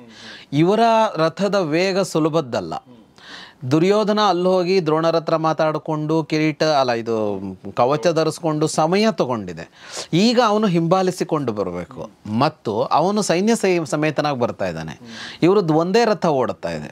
ಈಗ ಒಂದೇ ರಥ ಓಡುವಾಗ ಜಾಗ ಮಾಡ್ಕೊಂಡು ಹೋಗೋ ಸುಲಭ. ಅವನು ಇಡೀ ಸೈನ್ಯ ಬರುವಾಗ ಅವನ ಸೈನ್ಯವೇ ಅವನಿಗೆ ಅಡ್ಡಾಗ್ತಾ ಇರುತ್ತೆ, ಇವ್ರ ಸೈನ್ಯ ಏನೂ ಇಲ್ಲ. ಹಾಗಾಗಿ ಅವನಿನ್ನೂ ಬಂದು ತಲುಪಿಲ್ಲ. ಜಯದ್ರಥನನ್ನು ಇನ್ನಷ್ಟು ಹತ್ತಿರದಿಂದ ಕಂಡವರು ಸಿಂಹನಾದ ಮಾಡ್ತಾರೆ, ಇವರು ಸಿಂಹಘೋಷ ಮಾಡ್ತಾರೆ, ಕೃಷ್ಣ ಅರ್ಜುನ ಇಬ್ಬರು. ಮತ್ತೊಮ್ಮೆ ಪಾಂಚಜನ್ಯ ದೇವದತ್ತ ಮೊಳಗಿಸ್ತಾರೆ, ಧನುಷ್ಟಂಕರ ಮಾಡ್ತಾನೆ ಗಾಂಡೀವವನ್ನು. ಅಂದರೆ ಹೆದರ್ಸೋಕೆ ಬೇಕಾದ್ದನ್ನೆಲ್ಲ ಮಾಡ್ತಾರೆ. ಹೆದರ್ಸೋದು ಅಂದರೆ ಆತ್ಮವಿಶ್ವಾಸವನ್ನು ಭಂಗಗೊಳಿಸೋ ಕೆಲಸವನ್ನು. ಬಹಳ ಖುಷಿ ಇತ್ತು ಅಂತ ಹೇಳ್ತಾನೆ ಸಂಜಯ, ಹರ್ಷಯೇವ ತಯೋರಾಸೀತ್ ಅಂತ, ಸಿಕ್ಕಿದ್ನಲ್ಲ ಅಂತ. ಅಂದರೆ ಈ ಜಯದ್ರಥನ ಹತ್ತಿರದವರೆಗೆ ಹೋಗೋಕ್ಕಾಗಲ್ಲ ಅನ್ನೋದೊಂದು ಮಾತಿತ್ತು, ಕೃಷ್ಣನೂ ಹೇಳಿದ್ನಲ್ಲ ಅದನ್ನು. ಯಾಕೆಂದರೆ ಇಷ್ಟು ಕಾವಲು ದಾಟಿ ಅಲ್ಲಿವರೆಗೆ ತಲುಪೋದೇ ದೊಡ್ಡ ಸಾಹಸ ಆಗಿಬಿಡುತ್ತೆ ನಾಳೆ ಸಂಜೆ ಒಳಗೆ ಅಂತ. ಅದಾಗೋಯ್ತಲ್ಲ, ಈಗ ಹತ್ತಿರ ಬಂದ್ರಲ್ಲ ಅಂತ. ಇಷ್ಟಾಗುವಾಗ ದುರ್ಯೋಧನ ಬಂದು ತಲುಪ್ತಾನೆ. ಅವನಿಗೇನು ಬಲ ಅಂದರೆ ದ್ರೋಣರ ಕವಚದ ಬಲ ಇರುತ್ತೆ. ಹಾಗಾಗಿ ಅವನು ಬಹಳ ಉತ್ಸಾಹದಲ್ಲೇ ತಡದೇ ತಡಿತೀನಿ ಅನ್ನುವ ವಿಶ್ವಾಸದಲ್ಲಿ ಬಂದು ಸೇರ್ತಾನೆ. ದುರ್ಯೋಧನ ಬಂದ ಕೂಡಲೇ ಅಲ್ಲಿ ಮತ್ತೊಮ್ಮೆ ಇದು ಬರುತ್ತಲ್ಲ, ಯುದ್ಧೋತ್ಸಾಹ ಅವರ ತಂಡದಲ್ಲಿ. ಅಲ್ಲಿ ಅದು ಕಾಣಿಸ್ಕೊಳ್ಳುತ್ತೆ. ಅಂದರೆ ಸಮರ ವಾದ್ಯಗಳು ಮತ್ತೆ ಮೊಳಗುತ್ತವೆ, ಎಲ್ಲರೂ ಸಿಂಹನಾದ ಮಾಡ್ತಾರೆ. ಮತ್ತು ಅವನು ಬಂದು ಎದುರಿಗೆ ನಿಲ್ತಾನೆ. ಇವರನ್ನು ದುರ್ಯೋಧನ ಬಂದು ಇವರು ಎದುರಿಗೆ ನಿಲ್ತಾನೆ. ಆ ಎದುರಿಗೆ ನಿಂತಿದ್ದು ಅನ್ನೋದು ಅವರಿಗೆ ಇನ್ನೊಂದು ಶಕ್ತಿ ಕೊಡುತ್ತೆ. ಹೀಗೆ ಎಲ್ಲರನ್ನೂ ಮಣಿಸಿ ಓಡ್ತಾ ಇದ್ದ ಇವರ ಎದುರಿಗೆ ಹೀಗೆ ದುರ್ಯೋಧನನೇ ಬಂದು ನಿಂತಿದ್ದು ಅಂತ ಇದೆಯಲ್ಲ, ರಾಜನೇ ಬಂದು ನಿಂತಾಗ ಅದು ಅವರಲ್ಲಿ ಬಹಳ ಉತ್ಸಾಹ ಕೊಟ್ಟು ಅವ್ರು ಗೆದ್ವಿ ಅನ್ನೋ ತರಹದಲ್ಲಿ ಯೋಚನೆ ಮಾಡ್ತಾರೆ. ಅಂದರೆ ಹೇಗಿರುತ್ತೆ ಯುದ್ಧ ಅಂತಂದರೆ ಇದನ್ನು ವ್ಯಾಸರು ಇಷ್ಟು ಇದಾಗಿ ಹೇಳ್ತಾ ಹೋಗ್ತಾರಲ್ಲ. ಅಂದರೆ ಕ್ಷಣ ಕ್ಷಣ ಅಭಾವ ಬದಲಾಗ್ತಾ ಹೋಗುತ್ತೆ ಎರಡೂ ಪಕ್ಷದಲ್ಲಿ ಅಂತ. ಒಂದು ಕ್ಷಣ ಸೋತ್ವಿ ಅಂತ ಅನಿಸುತ್ತೆ, ಮರುಕ್ಷಣದಲ್ಲಿ ನಾವು ಗೆದ್ವಿ ಅಂತ ಅನಿಸುತ್ತೆ ಅಂತ. ಅಂದರೆ ಒಂದು ವರ್ತನೆ, ಒಂದು ಆ್ಯಟಿಟ್ಯೂಡು, ಒಬ್ಬ ನಾಯಕನ ಆ್ಯಟಿಟ್ಯೂಡು, ಒಬ್ಬ ನಾಯಕನ ಯಾವುದೋ ಒಂದು ಸಣ್ಣ ಕೆಲಸ, ಇಷ್ಟಿಷ್ಟೇ ಅವರಿಗೆ ಸೋತ್ವಿ ಅಂತಲೂ ಅನಿಸುತ್ತೆ, ಗೆದ್ವಿ ಅಂತಲೂ ಅನಿಸ್ತಾ ಹೋಗ್ಬಿಡುತ್ತೆ ಅಂತ. ಈಗ ಸ್ವತಃ ದುರ್ಯೋಧನ ಬಂದು ತಡೆದು ನಿಲ್ಲಿಸಿದ ಅನ್ನೋದು ಅವರಿಗೆ ಆ ಥರದೊಂದು ಹುಮ್ಮಸ್ಸನ್ನು ತುಂಬಿಬಿಡುತ್ತು ಅಂತ. ಒಂದು ಕ್ಷಣದ ಹಿಂದೆ ಅವ್ರು ಹಾಗಿರಲಿಲ್ಲ. ಕರೆಕ್ಟ್. ಅವನು ಬಂದು ನಿಂತಿದ್ದನ್ನು ನೋಡಿ ಕೃಷ್ಣ ಅರ್ಜುನನಿಗೆ ಹೇಳ್ತಾನೆ. ಈ ಕೃಷ್ಣನಿಗೆ ಏನು ಅಂತ ಅಂದರೆ, ಈಗ ದುರ್ಯೋಧನ ಬಂದು ನಿಂತಿದ್ದ ಅರ್ಜುನನಿಗೂ ಕಾಣಿಸುತ್ತೆ. ಕೃಷ್ಣ ಏನು ಹೇಳಬೇಕಾಗಿಲ್ಲ, ಅವನು ಬಂದಿದ್ದೇ ಯುದ್ಧಕ್ಕೆ ತಡೆಯೋದಕ್ಕೆ. ಸಹಜವಾಗಿ ಅವನು ಬಾಣ ಬಿಟ್ಟೇ ಬಿಡ್ತಾನೆ. ಈಗ ಅರ್ಜುನ ಅದನ್ನು ತಡಿಲೇಬೇಕು, ಅವನನ್ನು ಬದಿಗೆ ಸರಿಸಲೇಬೇಕು, ಸರಿಸಿ ಮುನ್ನುಗ್ಗಲೇಬೇಕು. ಇದನ್ನಲ್ಲದೆ ಅರ್ಜುನ ಬೇರೇನೂ ಮಾಡಲ್ಲ ಇಲ್ಲಿ. ಆದರೂ ಕೃಷ್ಣ ಮಾತಾಡ್ತಾನೆ. ಈ ಕೃಷ್ಣ ಮಾತಾಡೋದು ಯಾಕೆ ಅಂದರೆ ಅರ್ಜುನನ ಸ್ವಭಾವ. ಅಂದರೆ ಇಲ್ಲಿ ಕೃಷ್ಣ ಹೇಳ್ತಾನೆ, ಬಿಡಬೇಡ ಇವನನ್ನು ಅಂತ ಹೇಳ್ತಾನೆ. ನೋಡೋಣ ಅದನ್ನು ಮುಂದೆ. ಬಿಡಬೇಡ ಅವನನ್ನು ಅಂತ ಹೇಳ್ತಾನೆ ಕೃಷ್ಣ. ಹೇಳುವಾಗ ಬರೀತಾ ಹೇಳಲ್ಲ, ಅವನೇನೇನು ಮಾಡ್ದ ಅನ್ಯಾಯ ಅಂತ ನೆನಪಿಸ್ತಾನೆ. ಅದ್ಯಾಕೆ ಹೇಳಬೇಕು, ಅದೇನು ಗೊತ್ತಿಲ್ಲದೆ ಇರೋದ, ಮರ್ತೋಗಿದ್ದ, ಯಾವುದೋ ಜನ್ಮದ್ದ, ಏನಲ್ವಲ್ಲ. ಅಂದರೆ ಪಾಪ ಕೃಷ್ಣನ ಸಮಸ್ಯೆ ಏನಂದರೆ ಕಟ್ಕೊಂಬಂದಿದ್ದು ಈ ಅರ್ಜುನನ್ನ. ಅವನಿಗೆ ಸದಾಕಾಲ ಕಾರುಣ್ಯವೇ. ಅವನಿಗೆ ಮತ್ತೆ ಇವನನ್ನು ಏನು ಮಾಡಬೇಕು ಅಂತ ಅನ್ನಿಸಿ ಮೃದು ಯುದ್ಧ ಶುರು ಮಾಡಿಕೊಂಡು ಆಮೇಲೆ ಹೊತ್ಕಳಿತಾ ಕೂತ್ಕೊಂಡು ಬಾಣ ಬಿಡ್ತಾ ಇರೋದು, ತಡಿತಾ ಇರೋದು, ಏನಿಲ್ಲ, ಪರಿಣಾಮ ಏನಾಗಲ್ಲ ಅಂತ. ಅಗ್ನಿ ಪ್ರವೇಶ ಮಾಡಬೇಕಾಗತ್ತೆ ಅನ್ನೋದು ಅವನಿಗಿದೆ, ಕೃಷ್ಣನಿಗಿದೆ. ಇವನಿಗೆ ಅಗ್ನಿ ಪ್ರವೇಶಕ್ಕಿಂತಲೂ ಇವನನ್ನು ಏನು ಮಾಡೋದು ಅಂತಲೇ ಕಾಡ್ತಾ ಉಳ್ಕೊಂಡ್ಬಿಡ್ಬೋದು ಅವನಿಗೆ, ಅರ್ಜುನನಿಗೆ. ಎಲ್ಲರ ವಿಷಯದಲ್ಲೂ ಮಾಡಿದ್ನಲ್ಲ. ಹಾಗಾಗಿ ಕೃಷ್ಣ ಮಾತಾಡ್ತಾನೆ. ಸಯೋಧನ ಮತಿಕ್ರಾಂತ ಮೇನಂ ಪಶ್ಯ ಧನಂಜಯ ಆಪದ್ಗತ ಮಿಮಮ್ಮನ್ಯೇ ನಾಸ್ತಸ್ಯ ಸದೃಶೋ ರಥಃ. ನೋಡು ದುರ್ಯೋಧನನನ್ನು ಎದುರಿಗೆ ಬಂದು ನಿಂತಿದ್ದಾನೆ ಅಂತ ಹೇಳಿ ಅವನ ಬಗ್ಗೆ ಹೇಳ್ತಾನೆ. ನೀನು ನನ್ನ ಸಾಮಾನ್ಯ ಅಂತ ಭಾವಿಸುವಂತಿಲ್ಲ, ದೂರಪಾತಿ, ಎಷ್ಟು ತುಂಬ ದೂರಕ್ಕೆ ಬಾಣ ಹೊಡೆಯುವಂಥವನು ಇವನು. ಕೃತಾಸ್ತ್ರ, ಅಸ್ತ್ರಗಳು ಪಡ್ಕೊಂಡಿದ್ದಾನೆ ಇವನು. ಈ ಶಸ್ತ್ರಗಳು ಮಾತ್ರ ಅಲ್ಲ, ಮಹೇಶ್ವಾಸ, ಅದ್ಭುತವಾದ ಬಾಣ ಇದೆ ಇವನಲ್ಲಿ. ಯುದ್ಧ ದುರ್ಮದಃ ಅಂತ, ಅಂದರೆ ಯುದ್ಧದಲ್ಲಿ ತೊಡಗಿದಾಗ ಅವನನ್ನು ತಡೆಯೋದಕ್ಕಾಗೋದಿಲ್ಲ ಅಂತ. ದೃಢಾಸ್ತ್ರ ಅಂತ, ಅಂದರೆ ಬಹಳ ಅದ್ಭುತವಾದ ಅಸ್ತ್ರಗಳೆಲ್ಲ ಇವೆ ಅವನಿಗೆ. ಚಿತ್ರಯೋಧಿ ಅಂತ, ಅಂದರೆ ಅದ್ಭುತವಾಗಿ ಯುದ್ಧ ಮಾಡುವವನು ಅಂತಂದರೆ ಸಾಮಾನ್ಯ ಯುದ್ಧ ಮಾಡುವವನಲ್ಲ ಅಂತ. ಇದರ ಜೊತೆಗೆ ಧಾರತರಾಷ್ಟ್ರೋ ಮಹಾಬಲಃ ಅಂತ, ಬಲಶಾಲಿ ಕೂಡ ಹೌದು ಅಂತ, ಬಲ ಕೂಡ ಇದೆ ಅವನಿಗೆ ಅಂತ. ಇಷ್ಟೆಲ್ಲ ಅವನ ಇದು ಗುಣಾಂಶಗಳು. ಅದರ ಜೊತೆಗೆ ಅವನ ಇನ್ನೊಂದಿಷ್ಟು ಅಂಶಗಳನ್ನು ಅನ್ಯಾಯ ಮಾಡಿದ್ದು ಹೇಳೋಕ್ಕಿಂತ ಮೊದಲು ಹೇಳ್ತಾನೆ. ಅತ್ಯಂತ ಸುಖ ಸಮೃದ್ಧ ಅಂತ, ಬಹಳ ಸುಖವಾಗಿ ಬದುಕಿದವನು ಅಂತ, ಕಷ್ಟಪಟ್ಟಿಲ್ಲ ಬದುಕಿನಲ್ಲಿ ಅಂತ. ಇವ್ರು ಹಾಗಲ್ಲ, ಕಷ್ಟಪಟ್ಟವರು ಅಂತ. ಈ ಕಷ್ಟಪಟ್ಟವರು ಕಷ್ಟಪಟ್ಟಿಲ್ಲ ಅನ್ನೋದ್ರಲ್ಲೊಂದು ಏನಿದೆ ಅಂದರೆ, ಯುದ್ಧದಂಥ ಕ್ಷೇತ್ರದಲ್ಲಿ ದೈಹಿಕ ಕಷ್ಟವನ್ನು ಅನುಭವಿಸಿದವರಿಗೆ ಶಕ್ತಿ ಹೆಚ್ಚು ಅಂತ. ಈ ದುರ್ಯೋಧನನಿಗೆ ಅದು ತುಂಬ ಕಡಿಮೆ ಇದೆ. ಯುದ್ಧಗಳನ್ನು ಮಾಡಿದ್ದು ಕಡಿಮೆ, ಅವನು ಯುದ್ಧಗಳನ್ನು ಮಾಡಿದ್ದು ಕಡಿಮೆ. ಯುದ್ಧ ಮಾಡಬೇಕಾಗಿಯೂ ಬಂದಿರಲಿಲ್ಲ ಅವನಿಗೆ. ಒಂದು ದಿಗ್ವಿಜಯದ ಅಂಥ ಕೆಲಸಕ್ಕೆ ಹೊರಡಲಿಲ್ಲ ಅವನು. ರಾಜಸೂಯನೋ ಅಶ್ವಮೇಧನೋ ಅಂಥದ್ದನ್ನು ಮಾಡೋಕ್ಕೆ ಹೊರಡಲಿಲ್ಲ. ದಿಗ್ವಿಜಯ ಮಾಡ್ತೀನಿ ಅಂತ ಅದನ್ನು ಮಾಡಲಿಲ್ಲ. ಯುದ್ಧಗಳು ಅಂತೇನು ಇರಲಿಲ್ಲ ಅವ್ರ ಮೇಲೆ, ಯಾರೂ ದಂಡೆತ್ತಿ ಬರ್ತಾ ಇರಲಿಲ್ಲ. ಇವರು ಬರೋದಕ್ಕಿಂತ ಮೊದಲು ಪಾಂಡು ಮಹಾರಾಜ ಎಲ್ಲರನ್ನು ಗೆದ್ದು ಕೊಟ್ಟಾಗಿತ್ತು. ಅದರ ನಂತರ ಯಾರು ಇವರನ್ನು ವಿರೋಧಿಸಿ ಮತ್ತೊಬ್ಬ ಹುಟ್ಕೊಳ್ಳಿಲ್ಲ. ಆಮೇಲೆ ಏನಾಯಿತು, ಪಾಂಡವರು ಗೆದ್ದು ಕೊಟ್ಟ ರಾಜ್ಯ ಕೂಡ ಅವನಿಗೆ ಸೇರಿತು. ಹಾಗಾಗಿ ಅವನಿಗೆ ಯುದ್ಧದ ಅವಕಾಶಗಳೇನು ಇರಲಿಲ್ಲ ಅವನ ಮುಂದೆ. ಅವನು ಯುದ್ಧ ಸೃಷ್ಟಿ ಮಾಡ್ಕೊಂಡು ಮಾಡಿದ್ದು. ಅದು ಮಾಡಿದ್ದೆಲ್ಲಿಂದರೆ ಪಾಂಡವರ ಹತ್ರನೇ. ಕೆಲವು ಯುದ್ಧಗಳನ್ನು ಅವನ ಪರವಾಗಿ ಕರ್ಣ ಮಾಡಿದ್ದ, ಅಲ್ಲೆಲ್ಲ ಸ್ವಯಂವರಕ್ಕೆ ಹೋಗಿ ಒಂದು ರಾಜ್ಕುಮಾರಿನ ಗೆದ್ಕೊಂಬಂದು ಕೊಟ್ಟಿದ್ದ. ಕೆಲವು ರಾಜರುಗಳನ್ನು ಗೆದ್ದು ಅವರನ್ನೆಲ್ಲ ಇವನು ಅಧೀನ ಮಾಡಿದ್ದ, ಅದೆಲ್ಲ ಕರ್ಣ ಮಾಡಿದ್ದ. ಹಾಗಾಗಿ ಅವನಿಗೆ ಈ ಇದು ಹೊಸತು ಅಂತಲೇ ಹೇಳಬೇಕು. ಅಲ್ಲಿ ಹೋಗಿ ನಿಲ್ಲೋದು, ಆ ಒತ್ತಡ, ಆ ಆತಂಕ, ಇವುಗಳಿಷ್ಟು ಹೊಸತು. ಮಾನಸಿಕವಾಗಿ ಇಂಥ ಒತ್ತಡಗಳನ್ನು ದುರ್ಯೋಧನ ಭರಿಸ್ತಾ ಇರೋದು ಅಪರೂಪವೇ, ದೈಹಿಕವಾಗಿಯೂ ಅಂತ. ಹಾಗಾಗಿ ಅತ್ಯಂತ ಸುಖ ಸಮೃದ್ಧ ಅಂತ, ಇಲ್ಲಿವರೆಗೆ ಸುಖವಾಗಿ ಬದುಕಿದ್ದಾನೆ. ಆದರೆ ಮಾನಿತಶ್ಚ ಮಹಾರಥೈಹಿ, ಮಹಾರಥರುಗಳೆಲ್ಲ ಇವನನ್ನು ಬಹಳ ಗೌರವಿಸ್ತಾರೆ ಅಂತ. ಅವನಿಗಿರುವ ಅಹಂಕಾರ ಅದು ಅಂತ. ಅಹಂಕಾರ ಅಥವಾ ಹೆಮ್ಮೆ ಯಾವುದನ್ನು ಹೇಳಿದ್ರು ಅವನೇನೂ ಮಾಡಿ ತೋರಿಸಿಯೇ ಇಲ್ಲ ಇಲ್ಲಿಯವರೆಗೆ. ಈಗ ಅರ್ಜುನ ಏನೋ ಮಾಡಿ ತೋರಿಸಿದ್ದಾನೆ ಯುದ್ಧದಲ್ಲಿ, ಭೀಮ ತೋರಿಸಿದ್ದಾನೆ, ಯಾರ್ಯಾರೋ ರಾಕ್ಷಸರನ್ನು ಕೊಂದು ತೋರಿಸಿದ್ದಾನೆ. ದುರ್ಯೋಧನ ಇಲ್ಲಿವರೆಗೆ ಏನು ಮಾಡಿದ್ದಾನೆ ಯುದ್ಧ ಕ್ಷೇತ್ರದಲ್ಲಿ? ಏನೂ ಮಾಡಿಲ್ಲ. ಆದರೆ ಅವನ ಇದು ಹೇಗಿದೆ ಅಂತ ಅಂದರೆ, ಅತಿರಥ ಮಹಾರಥರೆಲ್ಲ ಇವನನ್ನು ಗೌರವಿಸ್ತಾರೆ, ದುರ್ಯೋಧನನ. ಅಂದರೆ ಅದನ್ನು ನಾವು ಅಲಕ್ಷ್ಯ ಮಾಡುವಂತಿಲ್ಲ, ಅದು ಒಂದು ಸಾಮರ್ಥ್ಯವೇ. ಸ್ವತಃ ಯಾವ ಯುದ್ಧವನ್ನು ಮಾಡಿ ತನ್ನ ಸಾಮರ್ಥ್ಯವನ್ನು ತೋರಿಸದೆ ಎಂತೆಂಥ ಮಹಾರಥರೂ ಕೂಡ ಇವನಿಗೆ ಮಣಿಯುವಂತಾಗಬೇಕು ಅಂತನ್ನೋದು, ಅದು ರಾಜಕಾರಣದ ಕಡಿಮೆ ಸಾಹಸ ಅಲ್ಲ. ಅದು ರಾಜಕಾರಣದಲ್ಲಿ ನಮ್ಗೆ ಅಂಥವ್ರು ಕಾಣಿಸ್ತಾರೆ ನೋಡಿ. ಅವನು ಎಷ್ಟೋ ಸಲ ಅವನು ಭಾರೀ ಎಲೆಕ್ಷನ್ಗಳನ್ನು ಗೆದ್ದಿರೋಲ್ಲ, ಸುದೀರ್ಘ ಕಾಲ ಏನೂ ಮಾಡಿರೋದಿಲ್ಲ, ಆದರೆ ಎಲ್ಲರೂ ಅವನನ್ನು ಒಪ್ಕೊಂಡ್ಬಿಡೋ ಥರದ್ದು ಅಂತ ಕಾಣಿಸ್ತಾರೆ ಅಂತ ನನಗೊಂದ್ಸತಿ ಒಂದು ಆ ಪೊಸಿಷನ್ ಅಂದರೆ ಕೌರವರ ಮಹಾರಾಜ ಅವನು, ಅಂದರೆ ಕೌರವ ವಂಶದ. ಹೌದು, ಅದು ಒಂದು ಕಾರಣ ಒಂದಿದೆ. ಅದು ಅದರ ಹಿಂದ್ಗಡೆನಲ್ಲಿದೆ. ಆದರೆ ಅದರ ಹಿಂದ್ಗಡೆನಲ್ಲಿ ಅಷ್ಟೇ ಇದ್ರೆ ಸಾಕಾಗಲ್ಲ, ಅವನ ತಂತ್ರಗಾರಿಕೆಗಳು ಇವೆ ಅಂತ. ಅವನು ಮ್ಯಾನೇಜ್ ಮಾಡೋ ರೀತಿ, ಅವನು ಯೋಧರನ್ನ ವೀರನ ಬಳಸ್ಕೊಳ್ಳೋ ರೀತಿ ಅವರನ್ನ ಅವನ ಆ್ಯಟಿಟ್ಯೂಡು, ಅವನ ವರ್ತನೆಯು, ಅವನೇನೋ ಒಂದು ಇದನ್ನು ತೋರಿಸೋದು, ಅದರ ಮೂಲಕ ಅವನು ತಾನು ತುಂಬ ಮೇಲಿದ್ದೀನಿ ಅನ್ನೋದನ್ನು, ಅಥವಾ ಅವರು ಇವನನ್ನು ಒಪ್ಪಿಕೊಳ್ಳುವ ಅನಿವಾರ್ಯತೆಗಳನ್ನು ಹೀಗೆಲ್ಲ ಮಾಡಿ ಎಲ್ಲರನ್ನೂ ತನ್ನನ್ನು ಒಪ್ಪಿಕೊಳ್ಳುವಂತೆ ಮಾಡಿದ್ದಾನೆ ಅವನು. ಆ ಸಾಮರ್ಥ್ಯ ಅವನಿಗೆ ಚೆನ್ನಾಗಿದೆ ಅಂತ. ಅದೊಂದು ಸೈಕಾಲಜಿಕಲ್ ಟ್ರೇಟ್ ಸರ್. ಕೆಲವೊಬ್ರು ನಾನು ಅಬ್ಸರ್ವ್ ಮಾಡ್ದಂಗೆ ಅವರು ತಮ್ಮನ್ನು ತಾವು ಎಷ್ಟು ಸೀರಿಯಸ್ ಆಗಿ ತಗೋತಾರೆ ಅಂದರೆ, ಜೆನ್ಯೂನ್ ಆಗಿ ಬೇರೆಯವ್ರನ್ನ ಸೀರಿಯಸ್ ಆಗಿ ತಗೊಳ್ಳೇಬೇಕು, ಹಂಗೆ ಮಾಡ್ತಾರೆ ಅವರು. ಕರೆಕ್ಟ್. ಅಂದರೆ ಅವರು ಏನು ಮಾಡಿದಾರೆ ಅಂತ ನೋಡಿದರೆ ಭಾಳ ಕಡಿಮೆ ಮಾಡಿರ್ತಾರೆ. ಬಟ್ ಅಂದರೆ ಅವರು ಅಥವಾ ಅವ್ರು ಚಿಕ್ಕದು ಮಾಡಿದ್ರು ಅದನ್ನು ದೊಡ್ಡದು ಅನ್ಕೊಂಡಿರ್ತಾರೆ ಕೆಲವೊಂದ್ಸಲ. ಆ ಥರದ್ದೆಲ್ಲ ಇರುತ್ತೆ. ಅಂದರೆ ಕೆಲವೊಂದ್ಸಲ ಅದು ನೆಗೆಟಿವ್ ಮತ್ತು ಪಾಸಿಟಿವ್ ಎರಡೂ ಆಗ್ಬೋದು. ಕರಣ್ ಜೋಹರ್ದೊಂದು ಬಯೋಗ್ರಫಿ ಓದ್ತಿರ್ಬೇಕಾದ್ರೆ, ಒಂದು ಸಿನಿಮಾ ಮಾಡಬೇಕಾದಾಗ ಇದನ್ನು ಬೇರೆ ವಿಚಾರ ಆದರೂ ಹೇಳ್ತೀನಿ, ಹೀರೋನ್ ಹುಡುಕ್ತಾ ಇರ್ತಾರೆ ಕರಣ್ ಜೋಹರ್. ಒಂದು ಪಾರ್ಟಿಗೆ ಹೋದಾಗ ಕರೀನಾ ಕಪೂರ್ ಸಿಗ್ತಾರೆ ಅವನಿಗೆ. ಕರೀನಾ ಕಪೂರ್ ಒಂದೇ ಸಿನಿಮಾ ಮಾಡಿರ್ತಾರೆ, but the way she carries Har self, ಇವಳೇ ನನ್ನ ಹೀರೋಯಿನ್ ಅಂತ ಕರಣ್ ಜೋಹರ್ ಡಿಸೈಡ್ ಮಾಡ್ತಾನೆ. ಬಿಕಾಸ್ ಅಂದರೆ ನೀವು ಸೂಪರ್ ಸ್ಟಾರ್ ಅಂತ ಅಂದರೆ ತಿಳ್ಕೊಂಬಿಟ್ಟಿದ್ದಾರೆ ಆಲ್ರೆಡಿ ಕರೀನಾ. ಅದನ್ನ ನೋಡಿ ಇವನ್ ಸೀರಿಯಸ್ ಆಗಿ ತಗೋದಾನ. ಅಂದರೆ ಹಾಗೆ ನನ್ನ ಒನ್ ಆಫ್ ದ ಎಕ್ಸಾಕ್ಟ್ಲಿ ಅದೇ ಹೇಳ್ತಾ ಇಲ್ಲ, ಬಟ್ ಅಲ್ಲ, ಖಂಡಿತ ಹೌದು. ಅವರು ಅವರನ್ನು ಹೇಗೆ ತೆರೆದಿಡ್ತಾರೆ ಅಂತ, ಜನರ ಎದುರಿಗೆ, ಸಮೂಹದ ಎದುರಿಗೆ ಹೇಗೆ ತೆರೆದಿಡ್ತಾರೆ ತನ್ನನ್ನು ಅನ್ನೋದ್ರಲ್ಲೂ ಕೂಡ ಇದಿದೆ ಅಂತ.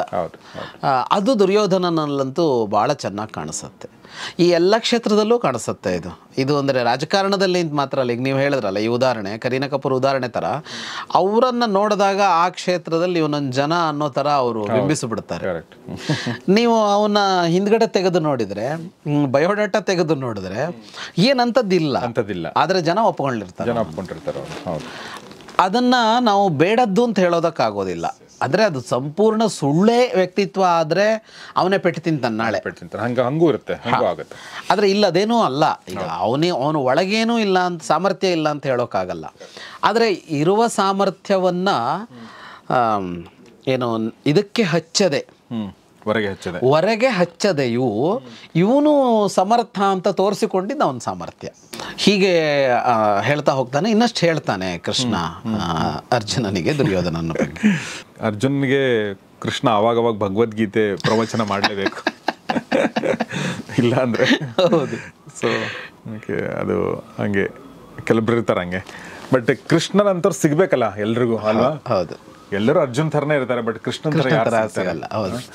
ಸೊ ಅಷ್ಟು ಹೇಳ್ತಾ ಇವತ್ತಿನ ಈ ಎಪಿಸೋಡ್ ಮುಗಿಸ್ತಾ ಇದ್ದೀನಿ. ಮುಗಿಸೋ ಮುಂಚೆ ಈ ಎಲ್ಲವನ್ನು ನಮಗೆ ಸವಿಸ್ತಾರವಾಗಿ ಹೇಳ್ತಿರುವಂಥ ವಿದ್ವಾನ್ ಜಗದೀಶ್ ಶರ್ಮಾ ಸಂಪತ್ ಸರ್ಗೆ ನಿಮ್ಮೆಲ್ಲರ ಪರವಾಗಿ ಧನ್ಯವಾದಗಳು sir. Thank you very much. So ಸ್ನೇಹಿತರೆ, ಮುಂದಿನ ಭಾಗದಲ್ಲಿ ಜಯದ್ರಥ ಜಯದ್ರಥ ಯಾವಾಗ ಸಾಯ್ತಾನೆ ಅಂತ ತುಂಬ ಜನ ಕಾಯ್ತಾ ಇದ್ದಾರೆ. ನನಗೂ ಗೊತ್ತಿಲ್ಲ, ಸರ್ಗೆ ಅಷ್ಟೇ ಗೊತ್ತಿರ್ಬೋದು. ಸೊ ಮುಂದಿನ ಭಾಗದಲ್ಲಿ ಸಾಯ್ತಾನ, ಏನಾಗುತ್ತೆ ಅನ್ನೋದನ್ನು ಮುಂದಿನ ಭಾಗದಲ್ಲಿ ನೋಡೋಣ ಅಂತ ಹೇಳ್ತಾ ಇವತ್ತಿನ ಎಪಿಸೋಡ್ ಮುಗಿಸೋದೀನಿ. ನೋಡ್ತಾರೆ ಗೌರಿಶಕ್ತಿ ಸ್ಟುಡಿಯೋ, ನೋಡ್ತಾರೆ ಮಹಾಭಾರತ ರಹಸ್ಯಗಳು. ನಮಸ್ಕಾರ. ಮಹಾಭಾರತದ ರಹಸ್ಯಗಳು ಈ ಕಾರ್ಯಕ್ರಮದ ಪ್ರಾಯೋಜಕರು ಆಶಿಕಾ ಅಗರಬತ್ತಿಗಳು, ಅತ್ಯುತ್ತಮ ಗುಣಮಟ್ಟದ ಸಂಕೇತ.